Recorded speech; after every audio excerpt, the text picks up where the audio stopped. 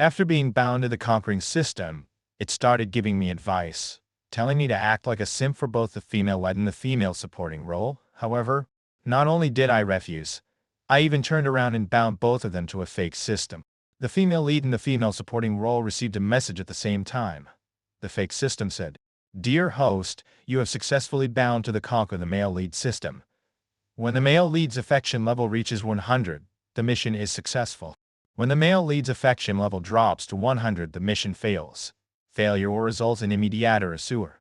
If the male lead's affection drops below 0, a random punishment will be triggered. Start simpering early." Chapter 1. When I was bound to the so-called conquest system, I had just quarreled with my so-called biological parents, run away from home, and ended up wandering the streets. As I was thinking about where to spend the night, a cold mechanical voice echoed in my ears, "Host, you have successfully bound the conquest system."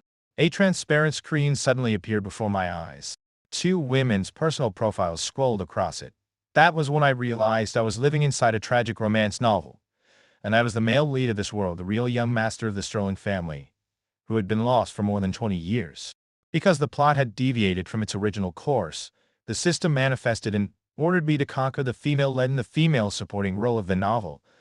The heroine was Willow Vance, the eldest princess of the Ever clan, and the supporting role, Serafina, was her niece, also the childhood sweetheart of my fake younger brother, Mason.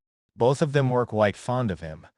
On the very day I returned home, the two even came over to stand up for him, worried that a country bumpkin like me might cause him trouble. Chapter 2.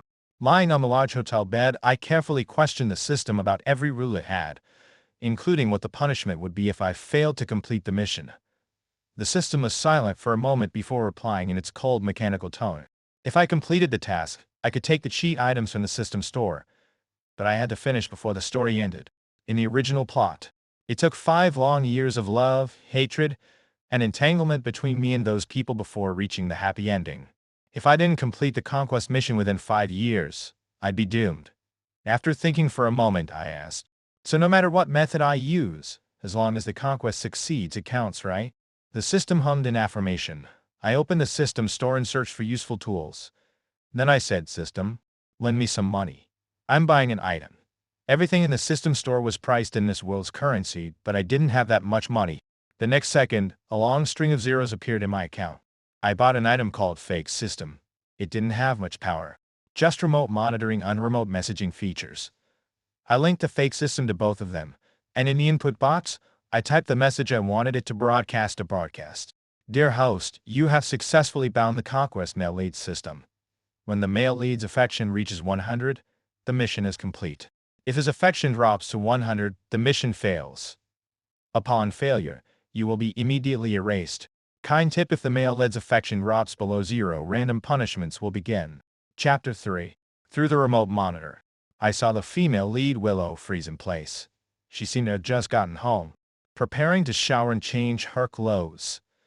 Her knitted cardigan slipped off her shoulder, revealing the graceful curves that she usually kept modestly hidden. I opened a can of beer and leaned back on the sofa, eyes fixed intently on the screen. Willow appeared to be wondering whether the voice she had just heard was a hallucination or something real. I typed another message: "Please proceed to conquer the male lead. Ethan, when his affection reaches 100, the mission will be considered a success. Current affection level all." At first, I considered how much affection I should assign from my side toward her. But in the end, I decided to use the same standard as their affection toward me. Other than our first encounter on the day I returned home, Willow and I had never interacted again, so her affection level didn't surprise me at all. As for Serafina, her affection level toward me was 50th. I suspected she might have a bit of misandry in her. Any man she didn't personally approve of instantly became her enemy. Switching to the other screen, I saw Serafina. Her hair was dripping wet. She had just come out of the shower, a towel loosely wrapped around her body. While drying her hair, she muttered in confusion, "What the hell is that?" After hearing the system repeat the conquest instructions, she mumbled my name under her breath, then snorted coldly, "Conquer someone? Are you insane? Find someone else. I'm not doing it." I scrolled through the system store and selected a punishment till electric shock mode. Then I typed that. System detected host's refusal to cooperate. Male lead Ethan's affection is too low, initiating random punishment mode. Before Serafina could react, I pressed the activation button on the monitor. She collapsed, convulsing violently as a blood-chilling scream tore through the speakers. When the first wave ended, she still refused to yield, spitting defiance through clenched teeth. I won't accept this. I don't care. I refuse. I pressed the button again. Her shriek pierced the air once more, but she still wouldn't give in. Serafina's temper was truly fierce. I had to shock her dozens of times before she finally broke, trembling and sobbing. Stop. Please stop. I'll do it. I accept. I gently tapped the button one last time. This time, what came out of her mouth was a breathy moan, rubbing my ear. I saved a copy of that sound clip. The system, silent for a few seconds, finally asked, "What are you doing?" It clearly didn't think I was following the mission. To it, this looked more like sadistic amusement than task completion. I simply replied, "Don't worry." Then I typed another message: host must raise male lead Ethan's affection to a positive number within 2 weeks, or random punishment mode will activate again. Serafina lay on the floor, gasping for breath, unable to accept what had just happened. But she had no choice. The electric shock had left a deep psychological scar. Even now, she could still feel phantom currents crawling through every nerve. Her mind was a blur, and for a long moment, she couldn't even remember who Ethan was. It wasn't until much later that it came to her Mason's older brother, the real young master from the countryside. At that same moment, a ding sounded in my ear. Serafina's affection toward me had dropped even further. Chapter 4. I didn't plan to live off either. She behaved more calmly than Serafina, neither resisting nor accepting. Instead, she had someone investigating my background.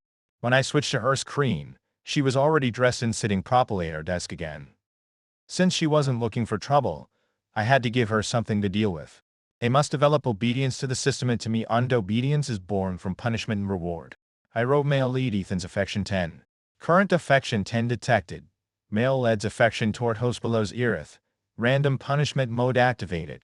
Willow hadn't even processed the sudden drop in affection before the punishment notification arrived. She wasn't prepared at all when a wave of heat surged through her entire body. I tapped on the unbelievable desire item. I chose this punishment simply because I wanted to watch a vivid, living scene unfold. The Willow I'd seen and the Willow I'd heard of were both described as an untouchable ice goddess. The first time I met her, I felt that her eyes didn't match the rest of her demeanor. She had the look of someone ascetic and aloof, yet her eyes were soft, brimming with affection like peach blossoms in bloom. That day, she wore a pair of silver-rimmed glasses without prescription, probably aware of her eyes' contrast and hiding them behind a mask. To make such an ascetic person feel an uncontrollable desire, was it tormenting her or letting her indulge herself? I enlarged Willow's surveillance feed. As the wave of heat swept through her, she froze in her chair. She bit her lower lip tightly, clearly trying her best to suppress the sudden rush of passion. Her breathing quickened. Since she was at home, she wasn't wearing her glasses. I noticed her peach blossom eyes glistening faintly, and her long lashes dampened. I couldn't tell if it was from tears or sweat. Willow parted her lips, letting out an involuntary sound of distress. After a while, she leaned forward over the desk, her breath trembling and uneven. When she realized she couldn't suppress the strange sensation by willpower alone, she removed the jacket that was making her feel unbearably hot. Her refined and delicate figure appeared before my eyes. Even then, Willow, always so composed and self-disciplined, endured the discomfort silently, refusing to make a single humiliating sound. Her body trembled slightly, her face was flushed, caught between pain and confusion. I continued to watch the live feed. When Willow understood that she couldn't escape the strange torment overwhelming her, a faint cry of anguish escaped her lips. She gasped softly, "Stop. Please stop." I almost wanted to make her beg, but I had to maintain the system's cold, mechanical persona. So instead, I issued the next command. The host must raise male Ethan's affection to a positive value within 2 weeks, or random punishment mode will activate. Beads of sweat shimmered on Willow's pale skin. She finally gave in, accepting the command in humiliation. The torment ceased instantly, and Will collapsed weakly onto the bed. For someone who had always lived a smooth and orderly life, such an experience was the most unbearable and unspeakable one, yet a form of punishment that left marks not only on her body, but deep in her mind. Chapter 5. Willow probably went to investigate me. Maybe she even asked my family about my situation, because when I walked out of the hotel, I saw her standing at the entrance. When she noticed me, she called out, "Ethan." I noticed that when she said my name, her body trembled slightly, probably because she still remembered the torment from yesterday. I replied, Aunt. That word made Willow's body tremble again. She must have come here thinking about conquering me, about starting some kind of romance. But the moment I spoke, I reminded her of our family relationship. It was probably the most awkward, difficult moment in her 28 years of life. But she quickly brushed away that emotion with a charming smile. She said, "Just call me Willow. Why call me Aunt? Do I really look that old?" Then she explained why she was here. She said, "I heard you ran away from home and didn't bring anything with you. I was worried something might happen to you, so I asked someone to find you." I went along with her story and asked, "You worried about me? We're not that close, are we?" As I spoke, I opened the car door and got in. Then I said naturally, "Give me a ride to school. We can talk on the way."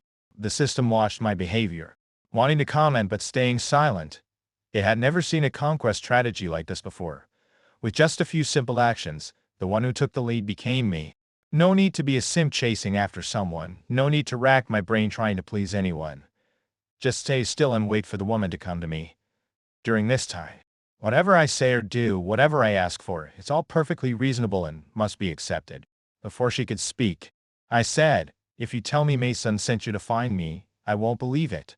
Because right before I left, we had a big falling out. If my dear father hadn't stepped in, we probably would have come to blows. So that excuse wouldn't work for Willow." She looked at me, calm and confident, and for the first time, she felt something troublesome stirring inside her. After all, she was beautiful, delicate features, stunning looks. In any social setting, a few well-placed smiles or words from her could make men completely lose their composure. But none of those tricks seemed to work on me. No matter what she tried, she had this constant feeling that she'd be exposed at any moment. Willow pressed her lips together and said slowly, "It was my own decision to come find you." I understood she was going for the direct approach, but I was even more direct. Smiling, I asked, "You like me?" Willow froze. She clearly hadn't expected me to be so blunt, especially when facing a woman one generation older. She closed her eyes briefly, then admitted, "Yes." I chuckled. "Love at first sight?" She replied, "Yes." I continued, "Then, those past few months when you didn't come looking for me, was it because you thought, as an older woman, I couldn't possibly be interested in you? Or because you felt it was shameless to fall for someone a generation younger?" Willow was speechless. Inside, she fumed. Why does he have to talk so harshly? Just as she was about to go silent, she suddenly heard the familiar mechanical voice. "System male lead Ethan's favorability 20th, current favorability 30. System detected that the male lead is dissatisfied with your silence. Recommend host to respond to every sentence, ensuring none of his words are ignored." Willow took a deep breath. Suppressing her irritation, she forced a nod and said weakly, "Yes." I replied, "Then maybe read fewer of those. The dominant CEO fell for my illness kinds of stories." The system said male led Ethan's favorabilities are 0.1. Current favorability 30.1. Willow was speechless. She couldn't even remember the last time she'd felt something so suffocating as if a bone were stuck in her throat. And today, she was experiencing it all at once. In my mind, I forced myself to think of every sad thing I could just to hold back the rising laughter. Even though my own system had reported that Willow's favorability toward me had dropped, it didn't seem like a loss. As long as I maxed out her affection before the final deadline, everything would be fine. After all, the fake system I installed for her could trigger random punishments at any time. It was obvious which of us would suffer more. I continued, "So, do you regret being sarcastic and passive-aggressive toward me back when it was all for Mason?" Willow replied calmly, "Yes, I regret it." She had already learned to accept my nonsense. Without even blinking, I nodded and said, "Good. And just keep regretting." Willow didn't know how to respond again. She hesitated for several minutes. The system spoke once more. Male lead Ethan's favorability 10. Current favorability 40.1. Warning. Second time the host failed to respond promptly. A third delay will trigger random punishment. Willow nearly burst into tears out of frustration. I decided to keep pushing. "So, since you said you like me, that means you're the one chasing me, right?" Willow nodded. "Yes." I frowned. "Then why do you look like you're doing me a favor? Shouldn't you be the one trying to start a conversation? Why so cold? Do I owe you something?" Willow was speechless again. She had just opened her mouth when male led Ethan's favorability 10th. Current favorability 50. First, detected in friendly attitude toward male lead. Second instance. Random punishment will commence immediately. Willow took a deep breath. She felt like this car ride was never going to end. She regretted ever setting out to find me without first understanding what kind of person I really was. She regretted letting me know she liked me so carelessly. Because now I was clearly using my confession as leverage, pressing her further and further. And the worst part, she couldn't even fight back, forcing a smile. Willow said, "When your vacation starts, how about we go on a trip together? You can take photos for me." That's a must-have skill for any boyfriend, isn't it? I sighed and rubbed my forehead. After a moment, I reached out and tilted her chin up toward me. For some reason, Willow's heart skipped a beat. The next second, I received a notification system. The female lead's heart rate has accelerated because of you. You can act even more assertively. I replied in my head, "Are you sure it's not rage-induced tachycardia that you're mistaking for infatuation?" While she blinked, eyes half open, I clicked a photo of her with my rear camera. I said, "Forget about photo skills. You need to learn to make peace with yourself. You're getting older. This is what you look like. My camera doesn't lie." The disdain in my tone was unmistakable. Willow looked at the picture and started to doubt herself. Am I really an old woman? Before leaving, I tapped on her car window. Her cold, alluring face slowly came into view. I said, "Willow, if you're serious about chasing me, show me something real. I don't like empty gestures." Fake system. Male lead Ethan's favorability first, current favorability 49.1. Detected male lead gave you a 5-star review and expressed hope you arrive on time next time. Chapter 6. After class, I went to the library. The female supporting role is looking for you. I opened the surveillance feed and saw that Serafina had just stepped out of the classroom where I'd had my previous lecture. Then I activated the fake system and typed detected movement from the male lead. Would the host like to enable the location map? Serafina, panicking, practically cried out, "Turn it on." If she hesitated any longer, she'd probably be electrocuted again. Ever since yesterday's wild shock session, Serafina kept feeling like there was still residual electricity in her body. Right now, all she wanted was to get in touch with me as fast as possible. Fake system. Location map price $50,000. Serafina was speechless. If she hadn't experienced that electric shock herself, she would have seriously suspected the system was just some high-tech scammer. Taking a deep breath, she told herself, "Fine, consider it money spent to avoid disaster." Once she finished conquering me, she'd make Ethan pay her back double. I heard the notification of money being transferred. I pulled up the map interface and projected it before her, exposing my exact location. Someone sat down across from me. "Ethan," then a voice filled with dark resentment spoke up, a tone heavy with hostility. Fake system male lead Ethan's favorability 10th, current favorability 10th. 60th. Warning: if male lead's favorability drops to 100, mission failure will occur. Immediate termination will follow. Serafina's expression froze. She cleared her throat and forced a playful tone. "Ethan. Handsome." I was dumbfounded. What the hell was that sound supposed to be? Fakes. Male lead Ethan's favorability 5th, current favorability 65th, detected aversion from male lead. Possible mental contamination caused by host's voice. Serafina kept smiling on the surface, but in her heart, she silently made another note of vengeance. She'd get me back for this once she truly conquered me. She said softly, "You and Mason had a fight, didn't you?" I replied flatly, "So what? Are you here to speak on his behalf?" Fake system. Male lead Ethan's favorability 10th, current favorability 75. She was now dancing on the edge of danger. Serafina quickly waved her hands. No, I'm just here to mediate between you two." Fake system. Male lead Ethan's favorability 5th, current favorability 80. What? How is it still getting worse? Serafina scrambled to correct herself again. No, enough. Wait. That's not right. I mean, you're not the one at fault here. I gave her a reluctant nod. Serafina cautiously continued, "Mason." Fake system. Male lead Ethan's favorability 10th, current favorability 90. She didn't even finish her sentence. Serafina froze, cutting herself off just in time. Now there were only 10 steps between her and death. Even her breathing became careful and shallow. Then it hit her. She finally realized the pattern. Whenever she mentioned Mason, my favorability dropped.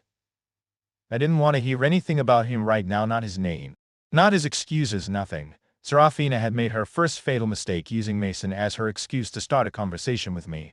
I said, "Go on. The very first day I came here, weren't you still backing Mason? For that fake, what did you call me again? A poor loser from the countryside? Uncultured and ill-mannered?" Hearing me bring up the past, Serafina's mind went completely blank. The fake system said male lead Ethan's affection 9, Current affection 99th warning. Warning. Male leads affection to low. Random punishment mode will activate in 3 seconds. 3 seconds. Nowhere to hide. That meant she would have to receive the punishment right in front of me.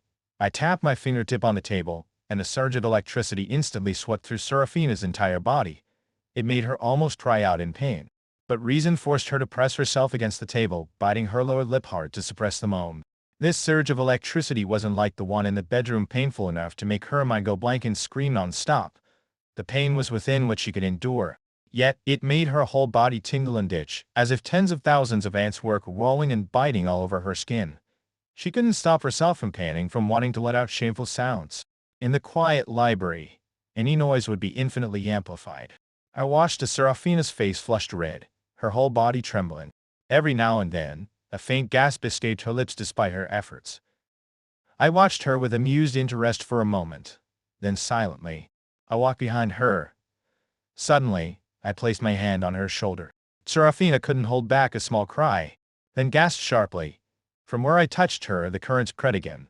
I said softly, "Serafina, are you okay?" Serafina's face was flushed, her eyes unfocused. Her voice trembled. Don't touch me," I asked. "You don't look well. Should we go to the infirmary?" Serafina whispered, "I just need a moment. Just give me a moment." When her soft, rhythmic breathing finally faded away, I knew she had recovered. Serafina looked at me, unable even to summon disgust. Although I was the reason she had suffered, I still held her lifeline in my hands, the last bit of affection. If I made one wrong move and that final affection point dropped, she'd be gone for good. Serafina carefully adjusted her tone. She said softly, "Ethan, I'm sorry. I shouldn't have said those things about you before." She was still weak from the shock, looking as pitiful as a kitten caught in the rain. I asked, "Do you like me too?" Serafina instinctively denied it in her heart, but then she nodded. I asked again, "Was it love at first sight?" Serafina hesitated, then nodded once more. Feigning surprise, I said, "That's right. Your Aunt Willow suddenly came to me today saying she liked me too and wanted to be with me. You two aren't planning to share a husband, are you?" Serafina's face flushed bright red. She quickly changed the subject, asking pitifully, "What do I have to do for you to forgive me? To raise your affection toward me?" I replied, "Make Mason apologize to me. Aren't you and Mason childhood friends?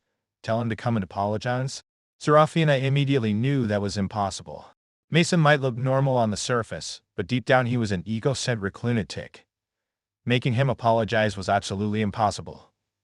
Serafina looked troubled and asked, "Isn't there any other way?" I said no. After she left, the system asked me, "Why did you want them to know about each other's existence?" I said, "In matters of affection, alliances can turn into betrayals at any time. If Serafina and Will believed that being bound to the same system meant they were on the same team, they'd be dead wrong. The two of them were rivals." Chapter 7. The next day I received a system notification telling me that the two of them were planning to team up against me. Serafina clearly couldn't meet the demand I had made, so she started showing up in front of me all the time, giving up her free time just to accompany me to the library. Sometimes she'd even save me a seat. That slightly improved my impression of her. Fake system male lead Ethan's favorability first, current favorability 98. Saving a seat turned her 1 point of favorability. It felt like she was paying for the seat with favorability points. Still, a little is better than nothing after all. Even a mosquito has meat. While I read, she sat across from me bored, picking at the cracks in the desk. Sometimes she'd scroll through her phone watching social media apps. But whenever she distracted me from studying, I deduct points from her favorability. Fake system male lead Ethan's favorability first, current favorability first. 99. So in the end, Serafina's favorability remained at 99th. She was clearly suffering, but she didn't like reading either. Her gaze drifted from the green scenery outside the window to the person sitting by it. A sudden system chime announced that Serafina's favorability had increased, interrupting my train of thought. Without even looking up, I frowned and said, "Don't stare at me." Serafina instinctively denied it. I wasn't staring, and she deliberately turned her head away. But before long, she was staring again. I could hear the subtle fluctuations of her favorability rising and falling in my ears. I spoke again, "Don't stare at me." I lifted my head, met her eyes, and said, "Control the sound of your heartbeat." Our eyes locked.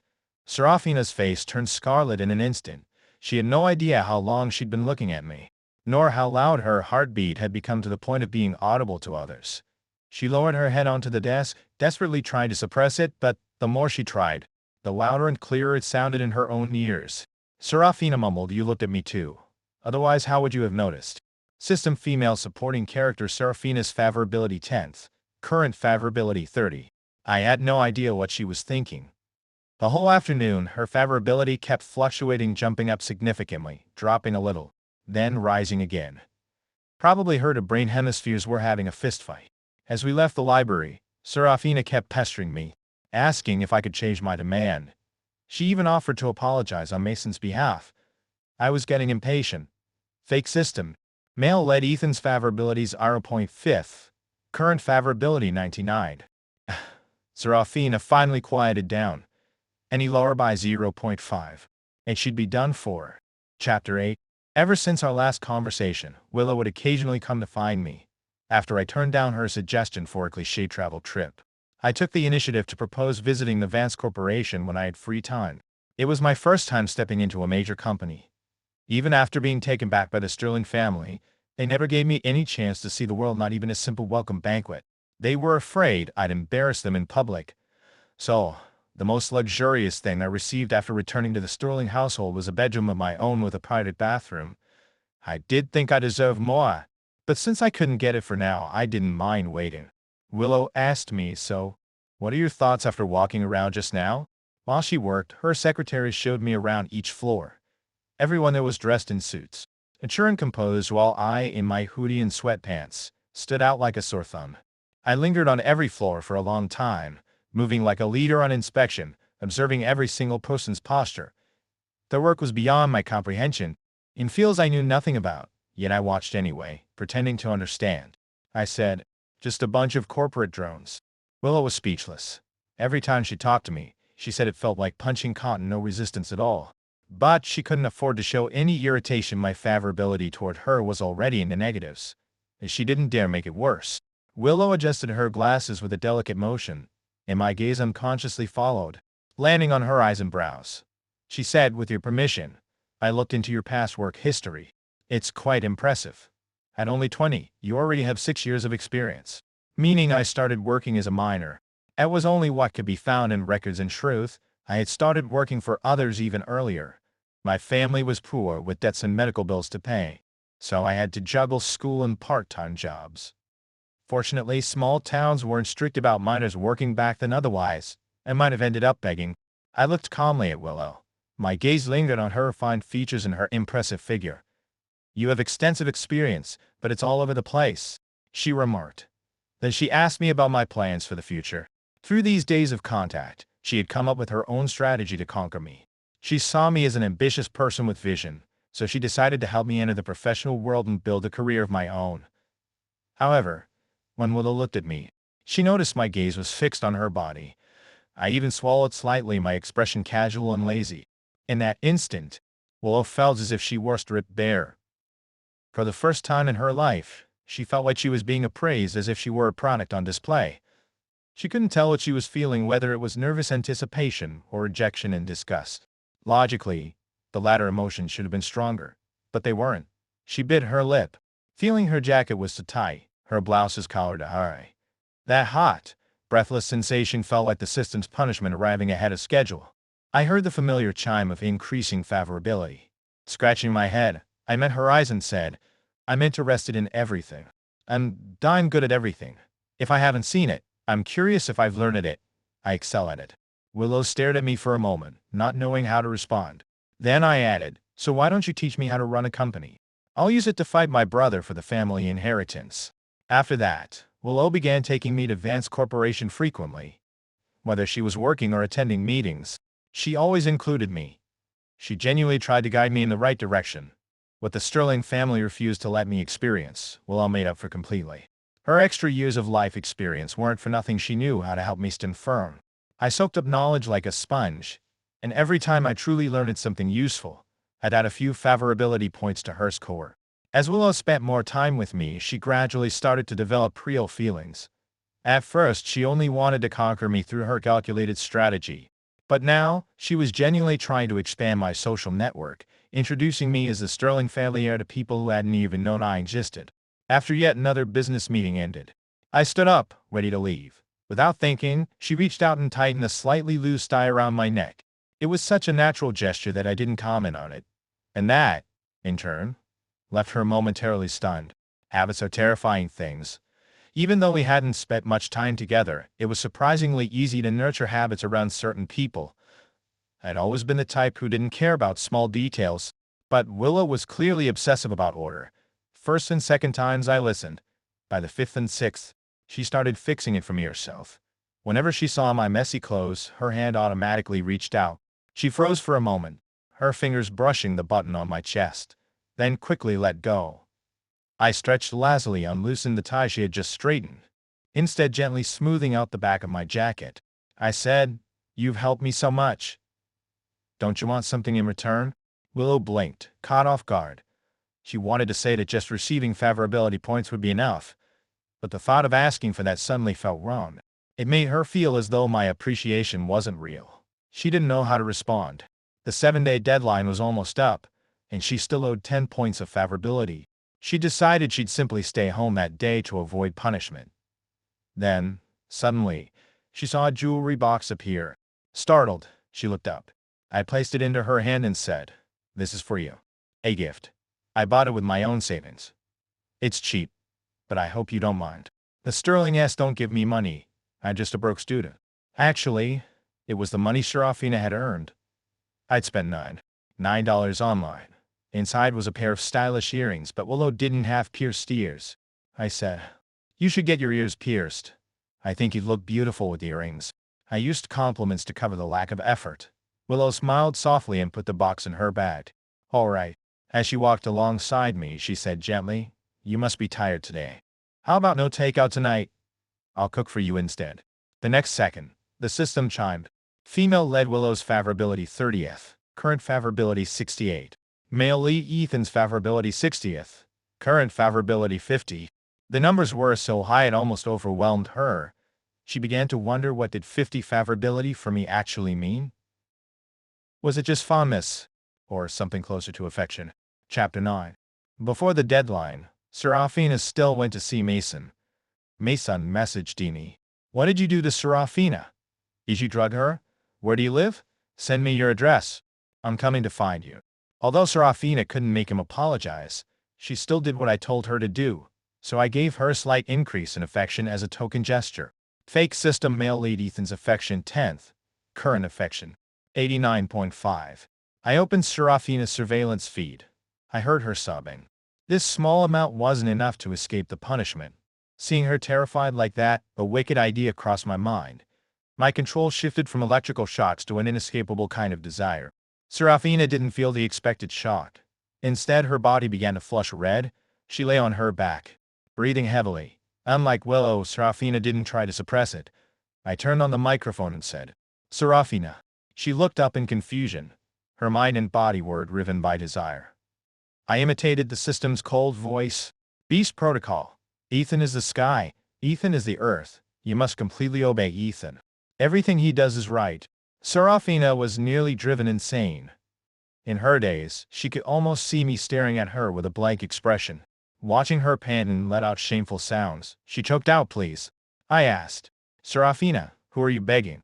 She clutched a piece of clothing tightly, perhaps it was mine, and choked out, "Ethan. Begging Ethan. Please let me go." Assistant female side character Serafina's affection 30. Current affection 66. The punishment stopped, but the heat remained. Serafina gasped for air, refusing to let go of the clothes. The desire lingered long after the punishment ended. Chapter 10. When Serafina came to see me again, there was avoidance in her eyes. "Do you like my aunt?" she asked. She had found out that Willow hadn't been punished. Why was my affection for her so low while Willow's was so high? They had approached me at the same time. Willow had told her that getting me into the company and providing companionship was the key.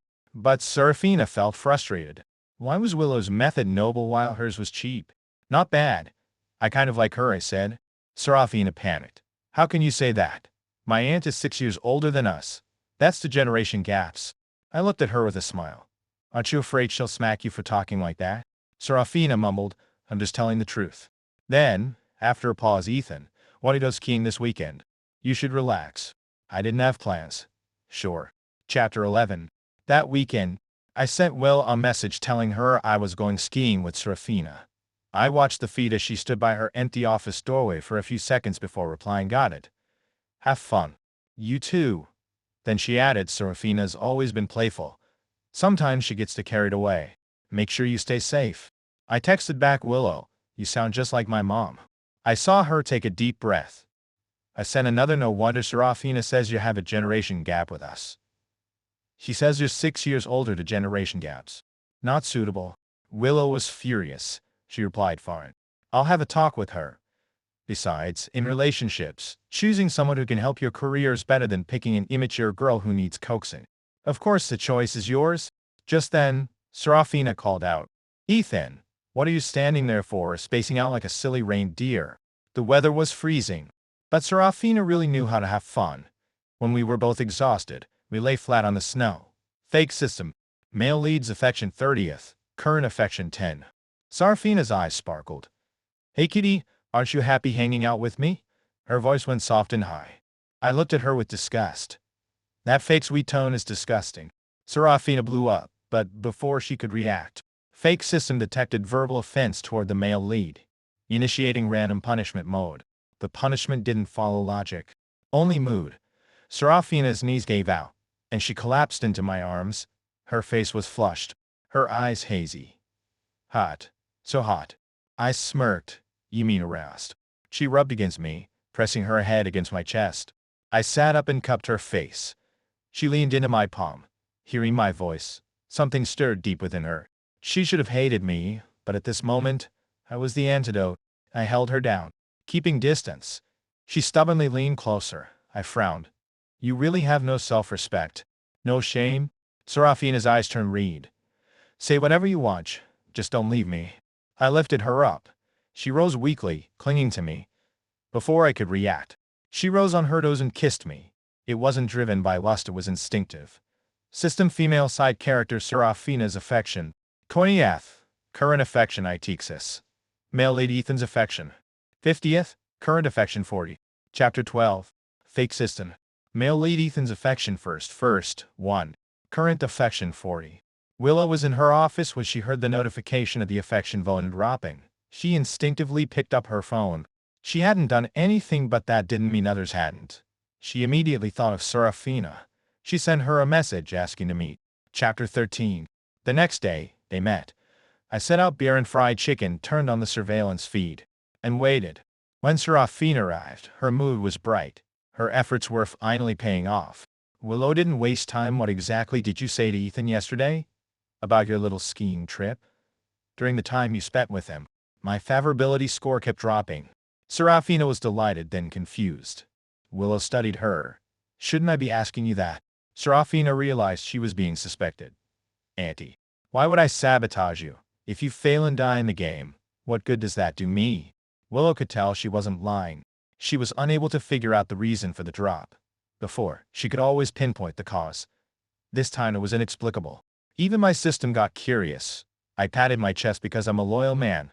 I can only like one person at a time. When I like someone new, my affection for anyone else automatically drops. So the two of them could never reach a win-win situation. Chapter 14. Their first conversation hadn't uncovered the cause of the strange affection fluctuations. But later, during Willow's next interactions with me, she discovered the truth. Fake system. Male lead Ethan's affection 1, 2, 5. 10th, current affection 16. Willow was still basking in the joy of her rising favorability score when her phone suddenly rang. It was Serafina. She screamed through the receiver, Willow? What did you do? You did this on purpose, didn't you? You're jealous I got close to Ethan, you bitter old woman. Did you talk rash about me to him?" Willow frowned, but her tone remained calm. "What happened?" Serafina shrieked. "How can you ask that with a straight face? Ethan's favorability toward me just dropped to 10. You definitely badmouthed me behind my back." Willow immediately understood. She let out a helpless sigh. "Our plan may need some adjustments," she said quietly. "Ethan can't fall for both of us at the same time." I watched from the monitors as they began to work their plan. But unlike the first time, they weren't united against a common target anymore. This time, there was a rift.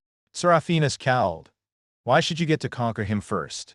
Willow's proposal was to continue the conquest sequentially. One goes first, while the other just needs to keep her favorability from dropping below 100. Once the first one succeeds, the second can step in. But neither was willing to go second. Willow's tone turned icy. Does Ethan like you more than me? Wouldn't it be faster if I go first? Serafina retorted, are you saying his affection for you is constant? He loses points with you every time he gains some from me. Willow gave a cold snort. Right now, he clearly likes me. Do I need to remind you that a score of 10 isn't even friendship level?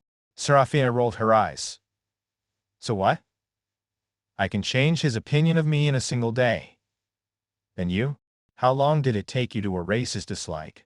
You threw him job offers, built connections, and still needed the whole weeks just to make him like you. If I'd taken even half of that time for myself, who do you think he'd like more? Willow's grip on her phone tightened. Serafina's words had clearly struck home. Still, Willow said, that doesn't change the fact that Ethan loves me more right now. Serafina hit back without hesitation. And that doesn't change the fact that he fell for me while he was already fond of you. Why don't you ask him directly if he's ever had feelings for me? Willow's face darkened.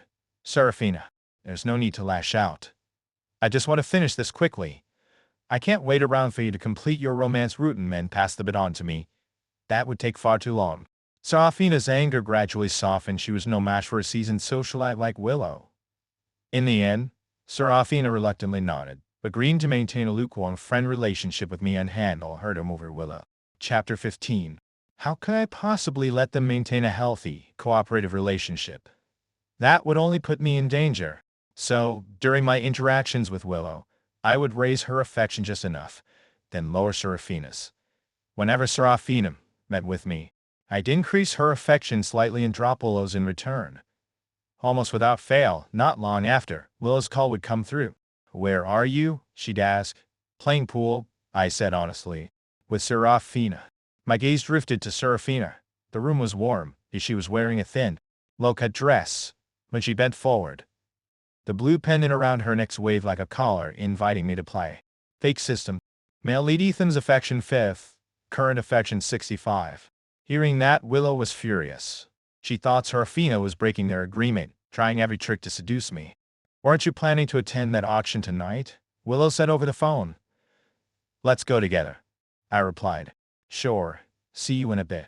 Serafina's body tensed. Who was there? Willow? Yes, I said, reaching for my jacket. Serafina grabbed it first, her voice soft. Can't you stay? Every time we're together, she erupts. She muttered, maybe my aunt's just jealous. She's so petty. I pinched her cheek and took my jacket back. We're just going to the auction. We'll hang out next time. Female side character Serafina's affection 10th, current affection 96. Outside, I saw Willow getting out of her car. The reed earrings I gave her caught the light. She reached up to straighten my collar and wrapped a scarf around my neck. Did you have fun today? She asked, her eyes flicking up to the window where Serafina's pale face was pressed against the glass. Female lead Willow's affection 10th, current affection 85. Eventually, Serafina couldn't sit still anymore. She started crashing our dates, wearing new outfits to draw my eyes. One day, in a seaside villa, she surfaced from the pool looking like a siren. Ethan, aren't you going to swim? Too lazy, I murmured. The next second, Serafina suddenly straddled my lap. Before I could react, she kissed me. All restraint vanished. System female side character Serafina's affection for her. Current affection 100%. Congratulations, host. You've successfully conquered the female side character. Just as things were about to ignite, I asked, where's Willow? Serafina whimpered, I don't care about her. I'll be the secret lover, just don't tell her. I increased Serafina's affection. But Willow's dropped in turn. My phone set by the pool. Ringing. Willow was already on her way. The doorbell rang, sharp and urgent. I grinned at Serafina. Come on. Let's open the door. I'm pretty sure our shadow just showed up. Willow stood at the door, her face dark. Seeing my half-buttoned shirt and Serafina's damp hair, she snapped, get in the car. I frowned. Hey, don't be so harsh on her. Willow shot me a glare. Feeling protective now. Are you? I got into the car and turned on the surveillance. Willow spoke first. Ethan has real talents. He needs to learn, not waste time fooling around with you. Serafina retorted, who are you to lecture me? My aunt or his mom? At the word mom, Willow's brow twitched. You're just jealous. Serafina sneered. You're older, Willow. What else do you really have to offer him? Can you swear that once you max out his score, you'll actually break up with him? Willow said nothing. Her silence wasn't surrender, it was insecurity. The fake system said to Willow, male lead Ethan's favorability 30th. Current favorability TF. 70. Then to Serafina, male lead Ethan's favorability 30. Current favorability 30. Serafina was shocked. Willow, you did that on purpose. You pretended to be pitiful because you knew he was watching. She tried to step out, but Willow suddenly dropped the meacat and slapped Serafina hard across the face. The two of them ended up in a full-blown catfight, grabbing her and screaming, "I'll tell my dad. My aunt is a shameless homewrecker." Serafina shouted. Willow sneered, "He's your age, but he's a man. He won't like a giant baby who runs to her parents." "He kissed me," Serafina yelled. Willow snorted. "He's young and impulsive. Do you think your lips are worth something?" "It's not important. I recorded the entire fight. It would make me laugh for a year." Serafina, knocked to the ground, yelled, "I'll seduce him forever. You'll never get rid of me." Willow gave a light snort. "Whatever. As long as he comes home to me, that's enough." System female led Willow's favorability. Pace. Total favorability 100%. Congratulations. Host. All favorability points collected. Choose 3 golden sheets. I said. Wrap up the fake system in the 2 punishment packages. The system announced, "Congratulations, host. You have obtained 3 golden sheets. Have fun."